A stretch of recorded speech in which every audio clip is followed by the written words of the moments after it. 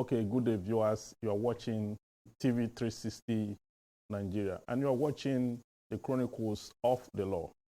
Today on the Chronicles of the Law, we shall be looking at capital punishment in Nigeria, the legal implication.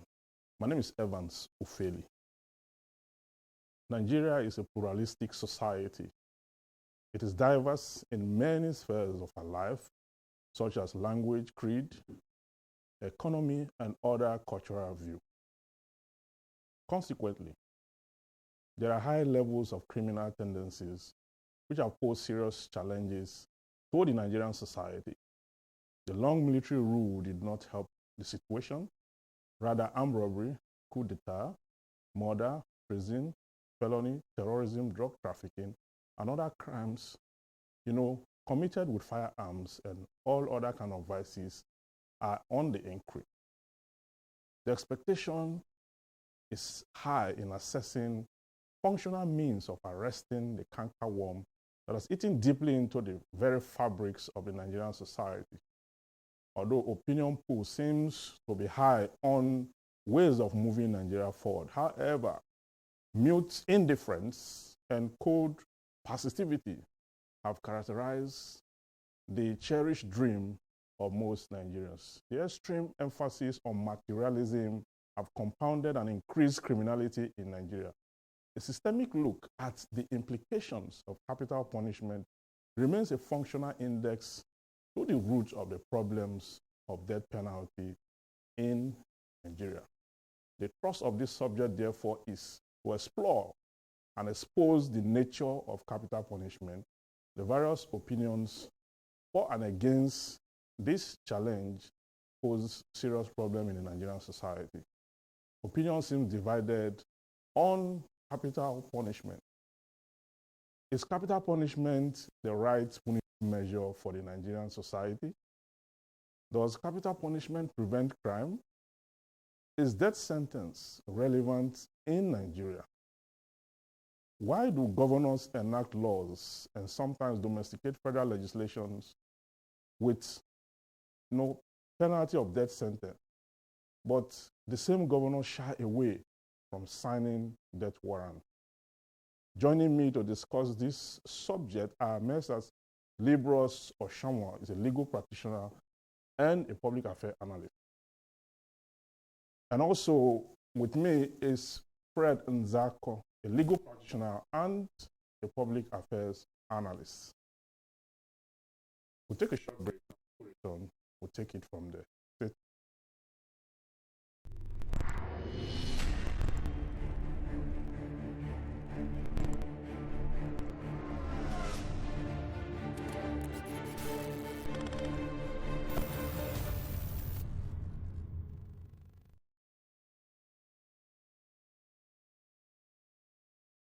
Welcome back.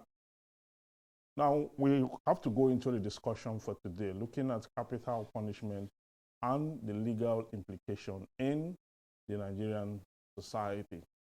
I want to ask my guests the questions I have today for them.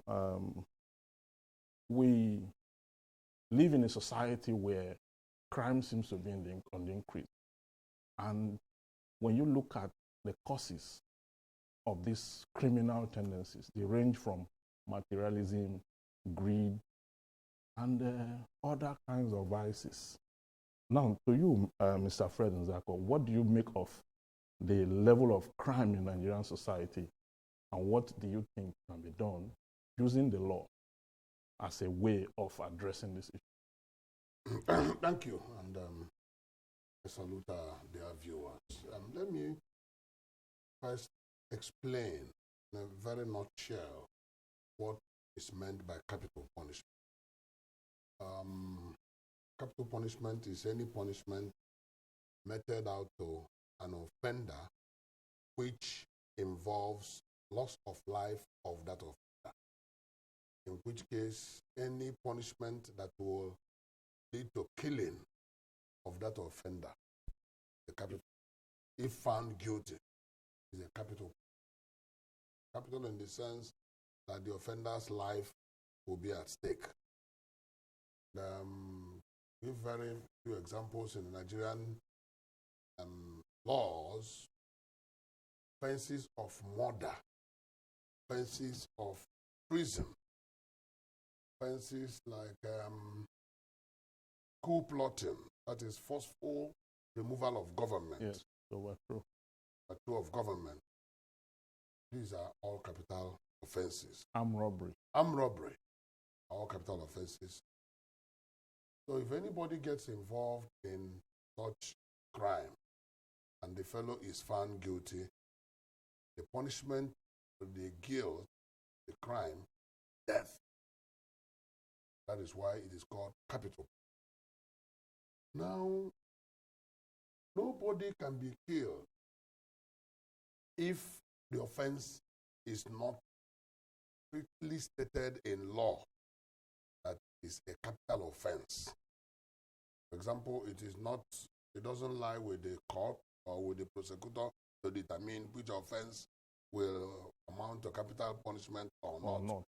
For the offense to be called a capital offense, the law establishing such crime would have made it a capital offense. In which case, then the punishment for such offense would have also been stated, written down. And in democratic environment, such laws are not to be backdated. I recall that in 1983, some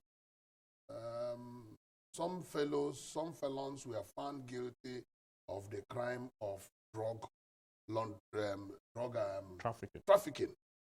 As at the time they committed the offense, the laws did not let that the punishment would be capital. Yeah. But by the time they were now tried and found guilty, there had been a law, a legislation, a decree, not even a legislation, a decree, because then Nigeria was under the military era. Yeah. There was a decree making such offense capital punishment, and then they were killed. That experience had never left the psyche of Nigerians, that a man committed an offense that was not carrying a death penalty, then the man was killed for the same offense. So the lesson there was that such serious offenses should not be backdated. It should not be retroactive. They should not be retroactive. So that if anybody is committing an offense, the fellow should know the punishment for that offense. Okay. Now, back to the question, Evan. The level of crime in Nigeria today, and indeed the whole world, but we are concerned with Nigerian environment, is so high that, like you said in your prologue, that so many things now push people to commit crime. Some economic, some sociocultural, some religious, and then some you can say psychological. Because if a woman, for example, is experiencing domestic violence, and in the process kills the husband with a harmful object, you can call that psychological issue. Yeah. But of course, the bottom line is that a crime has been committed. Okay, we're going to get into those specifics. Let me allow Mr. Libros to also make his own remark on the issue. What do you make of capital punishment in Nigeria? Is it redemptive? Basically, in Nigeria, we have really not scratched the surface of reformation of criminality, crime, and what have you. And so that's why no matter the punishment you prescribe today, if not properly handled, it will not, curtail crime. I say that advisedly, because if you look at our mode of investigation, we also forget that prosecution actually starts from investigation. Yeah. In some cases, you would have to take, the accused person or the defendant through a process of psychiatric evaluation. Yeah. How much of this do we do? Yeah. In some cases also, you find out that even confessional statements made at the police station gets to court, and they turn out not to be confessional statement properly spoken. Yeah, because they are abused sometimes. Yes, and so when you put all of these together, and you now begin to talk about crime, and also coupled with the environmental issues, like be it marriages, be it also lack of proper legal advice and proper psychological advice, proper economic advice, and then the foundation and groundwork for society to actually grow. When you put all of this, you find out that there's a whole lot that will be in the mix. So for us to actually be talking about redemptive or curative or reduction, we now need to take the issues one after the other. What actually leads to people committing crime, not minding whether such crimes carries the consequences of such crimes are death penalties or not. In fact, in some cases, they are not even aware. Yes. And then also, why will somebody believe that you can commit any crime and go scot-free, that you will always find your way with the police? What gives such mindset? Also, why are we not able in some cases to see some investigation so true? Why then are we so fixated on committing the crime and then investigating and prosecuting rather than, taking proactive steps to ensure that such crimes are not even committed in the first place? So if we look at all of this holistically, then we can now begin to approach your question whether capital punishment will actually deter people from committing crime, or whether it's curative measures. Okay, let me still, I want to take you up on that issue. If you look at the world right now, capital punishment is no longer fashionable. Yes. Because people have come to understand that it does not even deter people from committing crime. And then when people commit such offenses and you put them to death, some school of thought believe that there's no punishment there. There is no punishment. That's my school of thought. Yes, that you just send them to their graves, and then the offense. The people who will suffer are not the person that committed the crime. So when you look at it vis-a-vis the case of Miriam Sanda, that is the just Abuja case that happened not too long ago, I understand that she has a baby, and now she has to face the hangman.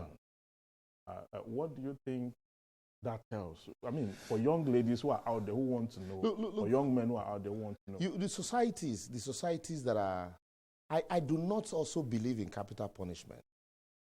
Yeah, but for our society, if you marry them with the society that are eradicating capital punishment, who have not even gotten to the level they have gotten to technologically, for us to understand that, look, capital punishment, the person does not suffer.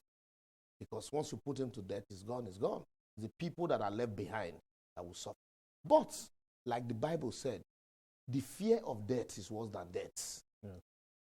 And then also, some people believe that justice can only be served if you give equal measures for the crime that had been committed.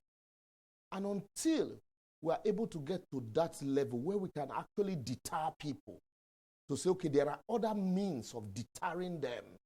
And so, since we have other means to deter them, there's no need now to use this capital punishment. For that, in Nigeria, if you know that if you kill, that death are with you, the fear of dying alone will stop you from committing that crime. And then also, that's why for me, on the case of the young lady, it's quite unfortunate. But then the question you should be asking is, when the young lady, had it in mind to kill the husband, she knew she had a baby. And you are going to... Are you sure she had it in mind to kill the husband? That's what the court had established, because if it was an involuntary murder, she wouldn't have been sentenced to death. Yes. So the courts, we can conveniently say that, she had the mens rea and the actus reus. Yeah. And so since that had been established in courts, and when she had that mind, she also ought to have remembered that she had a baby, that she's going to deprive this baby of a father. Let's assume that she didn't know that she was going to die for the same crime, that she's going to deprive this baby of a father. and that so the baby might likely, but she also would be aware that she might likely go in or go to prison for it. And so even if she went to prison, she by her action would have been depriving that baby, both a father and a mother. So why would I want to now cry more than the bereaved who knew fully well she wasn't intoxicated? You know, there were no inducements. But she was provoked. In law, there is a time for which provocation is a defense. It can only mitigate the offense. Yes. But in court, it has not been established. The court also did not, by its finding, believe that truly that provocation, the time within which he committed the act and the time of provocation, that it wasn't enough. Heat of passion. Yes, that it wasn't enough for that provocation to have died down. We have so many cases in criminal law. And so that time, and that's one other lesson for people out there, viewers out there, to know that you cannot claim provocation. Sorry, I'm rounding up so that I don't you can't claim provocation when you get home, you meet your husband and another lady on the bed, and then you enter the room, you walk out of the room to go get a cutlass or a gun in another room, and then you come back and then you kill them. You say, I was provoked. In law, the law says that time with which you walked out of the room to the next room is enough for you, for that provocation to have calmed down, for you to be reasonable. Yeah. And so at that point, now that was why the court also heard that provocation cannot avail her. And so since we do not have that technological know-how to curtail crime, I think the best steps is to still deter people now when they know that, look, if you do this, it's there to... Yeah.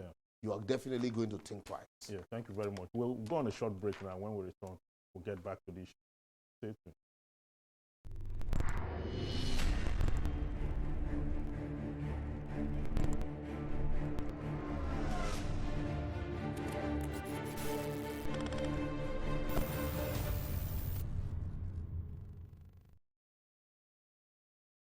Now, welcome back. This is TV 360 Nigeria. You are watching the Chronicles of the Law. And today we're discussing capital punishment, the legal implications. My name is Evans Upeli. Now, coming back to you, are we really serious about this capital punishment? The reason I ask that question is because we have a series of offenses, armed robbery, terrorism. Terrorism have been added to the list of offenses of which penalty is death sentence. And then even the federal government also have list of offenses for which many states have domesticated. But then the governors of these states shy away from signing death warrant after the offender has been convicted. Is it that we just want to have it in our law books that we have capital punishment and we are serious, but we do not execute them? What do you make of the whole process? I think historically, the issue of capital punishment had a lot of backing during the military era. And soldiers, by their nature, would not blink an eye. Once somebody was found guilty by the tribunal, then the popular one was armed forces and firearms, armed robbery and firearms tribunal. Yeah. The very moment judgment was given, but sometimes they wouldn't even have the patience to wait for the person to go through Court of Appeal at the Supreme Court. Explore all the options of going upstairs. They will marshal the offender to the shooting range, then fire the head off the fellow. But with the advent of civilian democracy, the rate of killing, official killing, died down because of the impact of religion on the people. Yeah. Essentially, the major aspect is the impact of religion. And not the law? And not the law. The governors who are supposed to sign the execution warrants they drag their foot. Yeah, they become cold-footed. They become very terribly cold-footed. There are so many, as we speak today, there are so many condemned criminals. And then the prison are congested. In the Nigerian prison services, now correctional services. But the most terrible aspect of it is that Once any of them had exhausted the options of the court, there was nothing else they could do other than to wait for the hanged man. And then they cannot be hanged.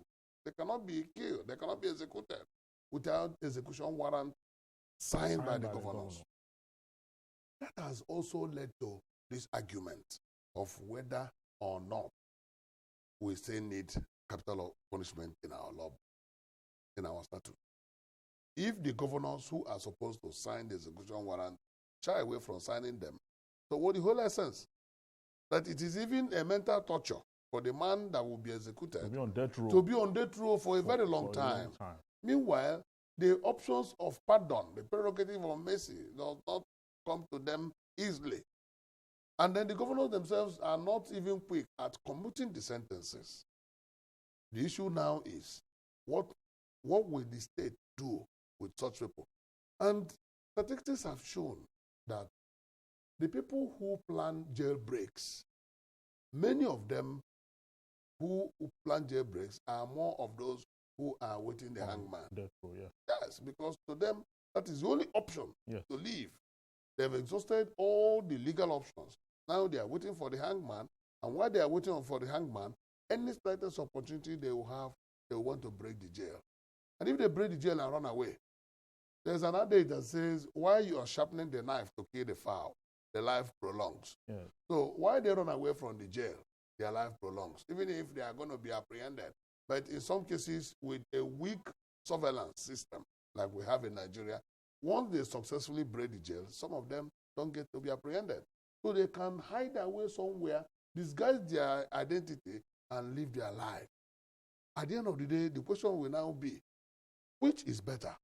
Is it to still keep the capital offenses in our books when the governors will not sign the execution warrant, or to completely do away with capital punishment, and then at least let the maximum be a life sentence, during which the person will not be afraid for his or her life, but will be made to become productive even while in the correctional center. Okay, thank you very much for that. Let me come to you now. Given the nature of the Nigerians, we're told that there is even no hangman in our criminal correctional facility and all that.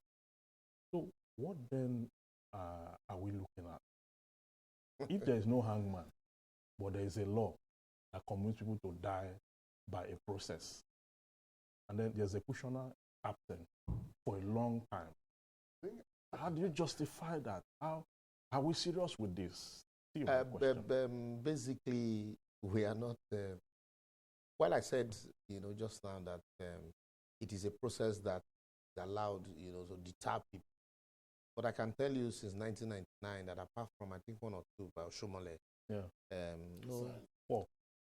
no other governor had signed death warrant on condemned prisoners. So this, the lady, Miriam Sanda, what her name is, will probably never face, the hangman. He might just be there. And then, but basically, like my colleague had said, religion play a very long, major role here. We're a nation of highly religious people, but less godly. And so also, apart from that, corruption and guilt also play a very major role, because the governors know also that they are worse than the condemned criminal.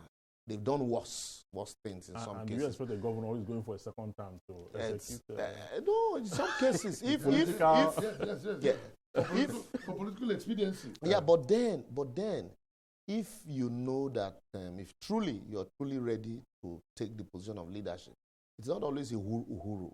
Yes. Sometimes there are consequences for every action.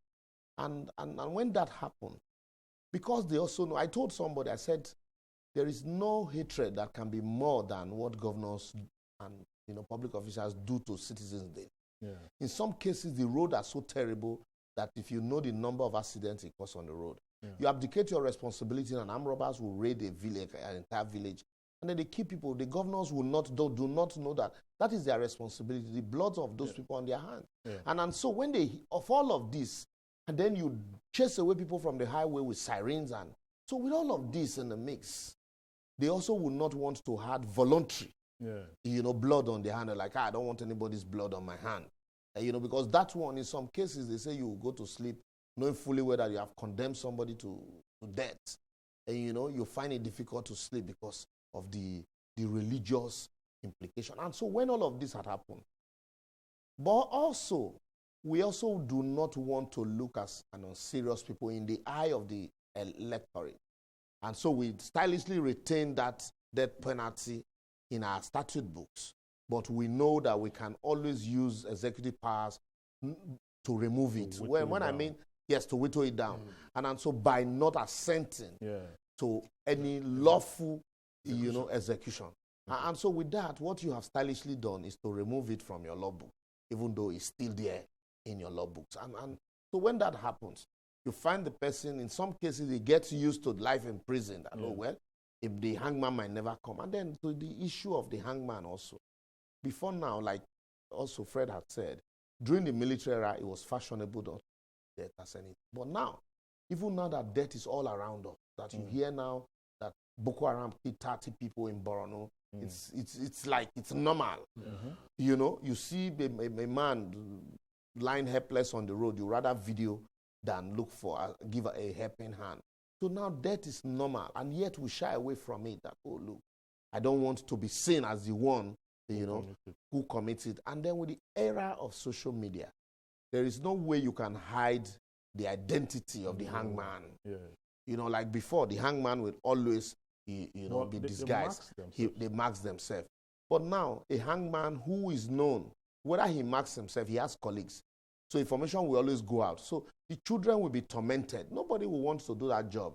Oh, it's your father that is the hangman. There's unemployment in Nigeria. Why can't people take up the chief executioner? The chief executioner in Ikoyi prison, in Kirikiri prison, is your father, and then you go to school. It's psychological torture for those children. All right. Will be too much. And in some cases too, like I also said, religion also plays a major role. Sitting there in the church, you have kids, 5 people, Even criminals that do these things also, you find out that they are induced. So when you put all of this, I think the better thing to do now would be, like Fashola did in Lagos. You just don't keep laws in the statute book that are outdated and are now being used. So let us expunge it, and so we know where we are.